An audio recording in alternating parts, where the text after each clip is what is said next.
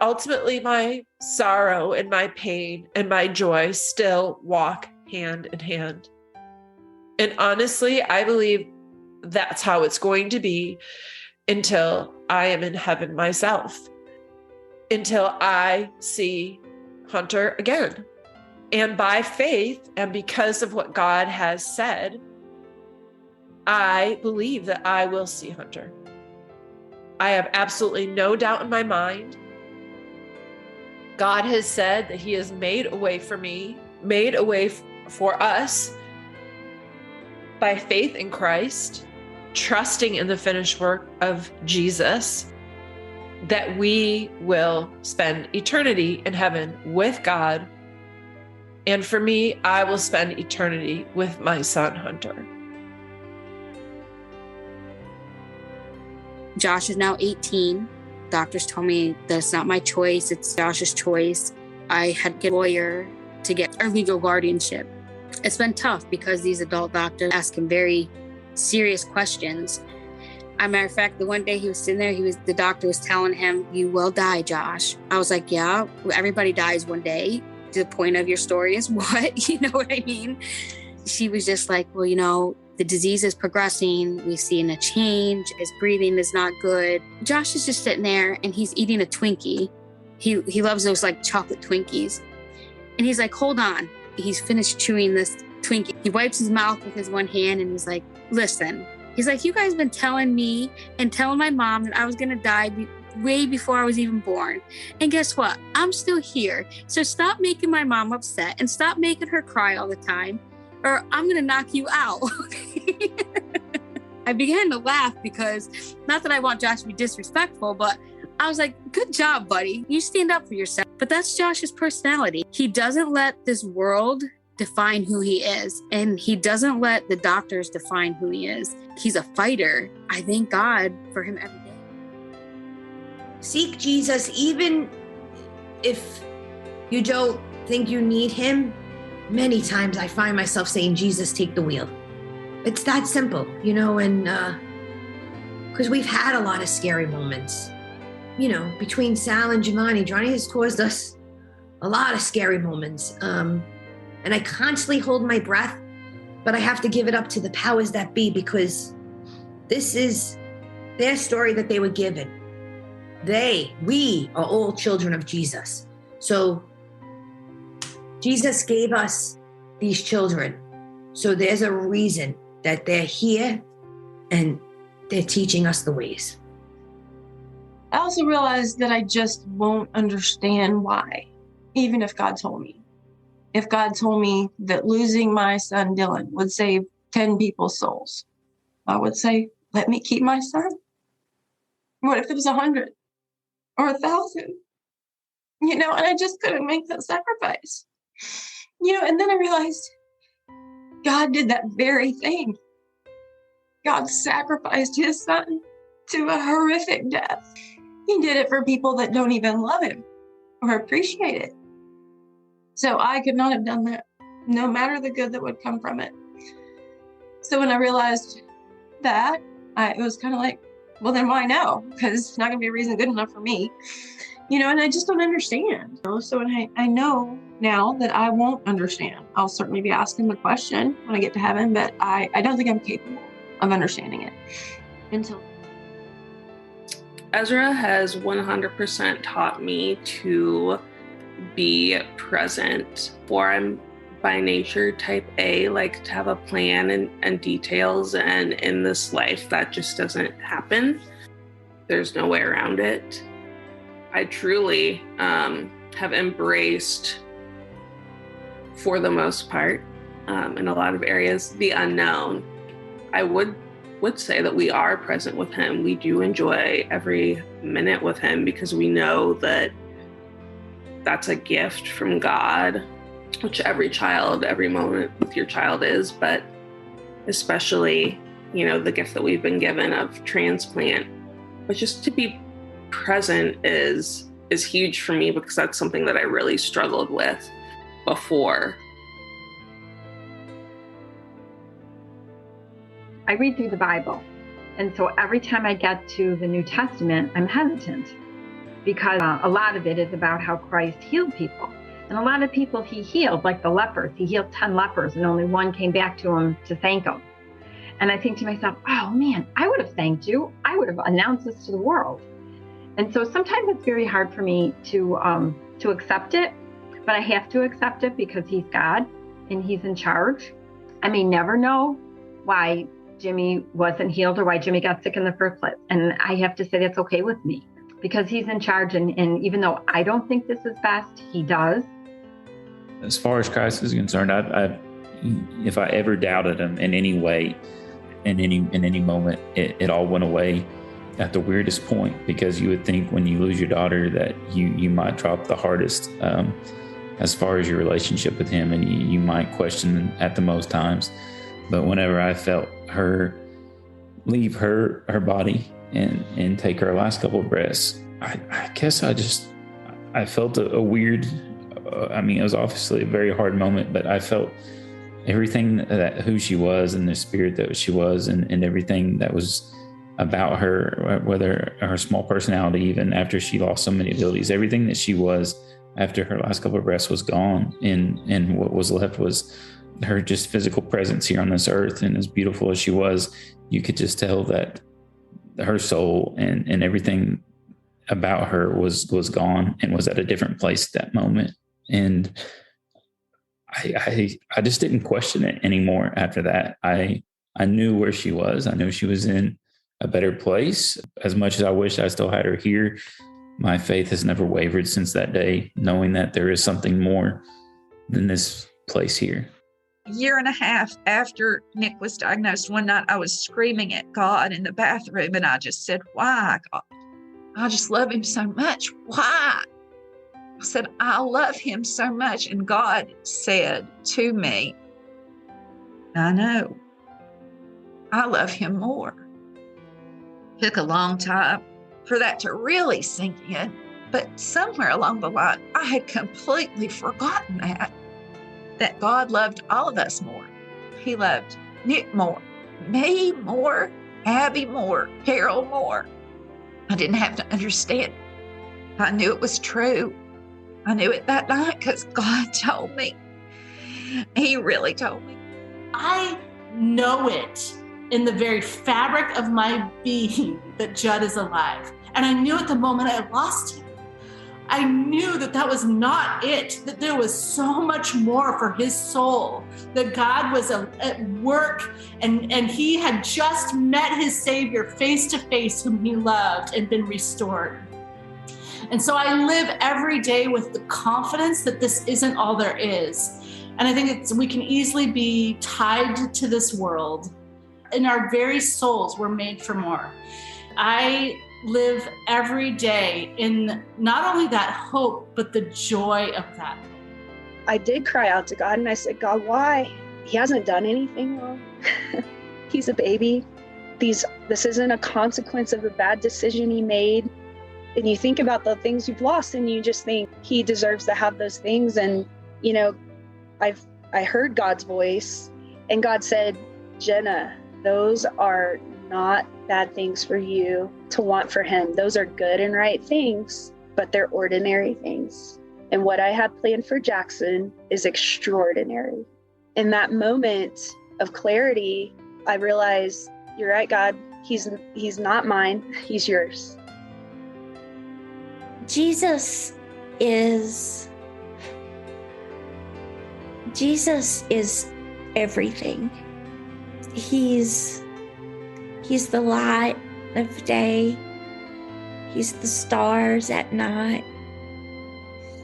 He's the love that you feel. He's the strength that you get when you just decide, I'm gonna do it. I'm gonna go through with it. I'm going to make it to the other side. Jesus is everything. And without Jesus in your life, I don't know how you would live it. her life was not meant for me to wallow in pity, that her life was something beautiful. And if I allow it to be that, I can continue on. And like I tell my kids, especially Evelyn, her grief is changing because she doesn't really know her sister. She knows her sister through stories and stuff. And all I can tell her is, your sister lived a beautiful, strong, graceful life.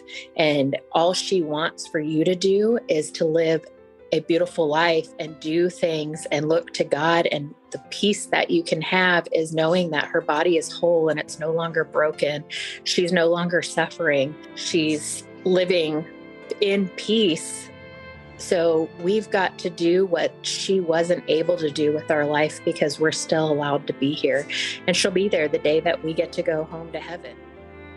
It made me search for Jesus stronger because it was kind of like, how did this come to be?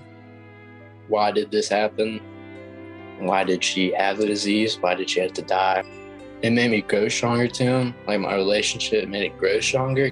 And it helped, I think it's safe to say, all of us to come closer to God himself.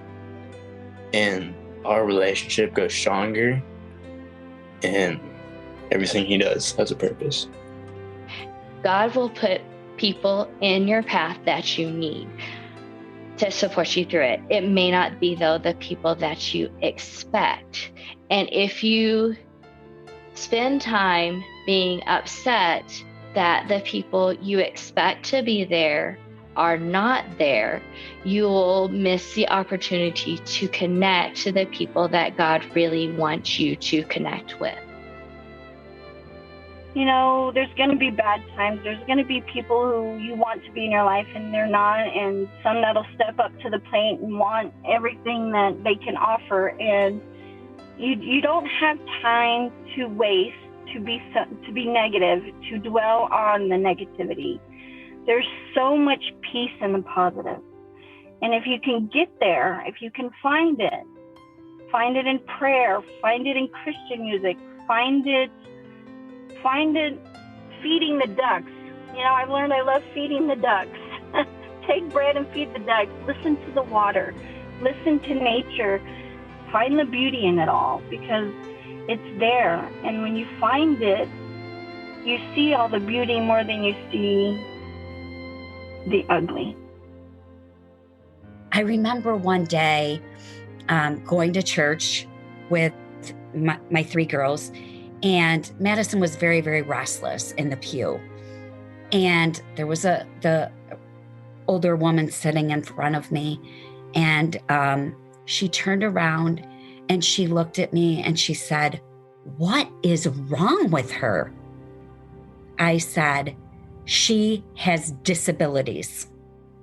And the woman looked at me and she said, "I am so sorry." And it took a very, very, very long time for me to go back to church. A couple years ago, a girlfriend of mine asked me to attend church with her because she was giving a testimony regarding her son. When I walked into this church, everyone embraced me and Madison, like we were a part of that family and like we had gone there for all of our lives. My mom would come in and she would give me relief 3 or 4 days a week. It was okay that we weren't getting the nursing care at that point because I had my mom's help. I'm so thankful for all of that time that she was able to be here and be with Briley and spend time with Brixton and Briley and love on her, and she cared for her. But then it came to 2016. So Briley was diagnosed in 2013. And in 2016, my mom ended up having a brain aneurysm.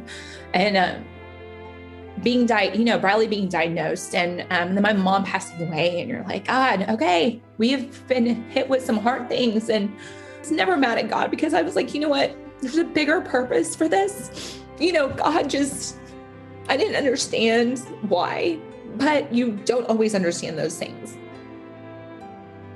Of all the lessons that Tori taught us, I would say the length of our life doesn't matter as much as how much we pour into it, what we try to give to others, how we love others. And I think Tori's a perfect example of that. because she only lived for 20 months. But in those 20 months, she taught so many people so much about how to live life with joy, how to live life wisely. And I know for us, she also taught us that you can live with two different emotions at the same time, fighting in a battle. You can live with both joy and grief simultaneously. You just have to focus on the joy. As a rare disease community, as a breast cancer survivor, we're in this together. Life is not easy. It was not promised to be easy on this side of heaven. We can do this with God. We know He's here and He's listening and He's with us individually. God has something far more beautiful than the broken world that we live in today. With the sicknesses, all that will go away when we meet God. It will be the most beautiful homecoming. We will see healthy kids. We won't see any more breast cancer. We'll get to live life to our fullest with our Creator. And I think it's important for us to have peace that God is writing our stories. This isn't our story to write. Don't give up before the miracle. For years, I had just prayed that God would restore what the locusts had eaten, prayed that we would have that the joy of the Lord is my strength, and, return to me the joy of my salvation. We can know the promise, but we don't see it because of what we're going through. I mean, this has been my life for 14 years. If I was to tell you, we're 14 years into this, they would be like, I can't, that just amazes me. Okay, just for today, you can do this. And to know that someone walked that journey, I think that has to be the testimony, the journey we have walked, and just to not give up. I think, in the deepest part of grief, we're scared to reach out to maybe our loved ones. We're scared to maybe publicly confess, even just speaking to our spouse, our significant other. God is somebody we can go to who's unjudgmental when it comes to it. We can be honest with Him. He's going to love us no matter what. He understands it. He gave His Son. He willingly sent His Son here, knowing everything that He was going to go through. So if the most powerful, the most wonderful person that ever walked this earth, Jesus Christ, could go through what He went through for us, those that we don't deserve it. There's nothing I did ever or ever will do in my life to deserve His love and His compassion. But if He could do that, I think we can look and say, I'm no better. My child's no better.